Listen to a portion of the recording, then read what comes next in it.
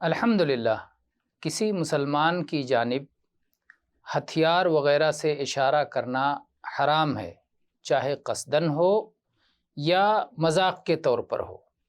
اس سلسلے میں ابو ہریرہ رضی اللہ عنہ کی حدیث ہے کہ اللہ کے رسول صلی اللہ علیہ وسلم نے ارشاد فرمایا، لا یشر احدکم الی اخیہ بالسلاح فإنہ لا یدری لعل الشیطان ینزع فی یدہ فیقع فی حفرۃ من النار۔ یہ متفق علیہ حدیث ہے۔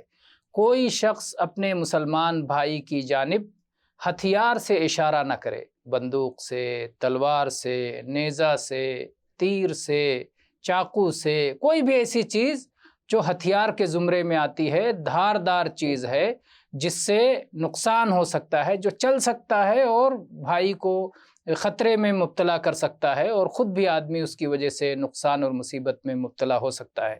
تو اللہ کے نبی صلی اللہ علیہ وسلم فرمایا، انسان کو نہیں معلوم، شاید شیطان اس کے ہاتھوں سے چلوا دے یہ ہتھیار اور پھر وہ جہنم کے گڑھے میں گر جائے۔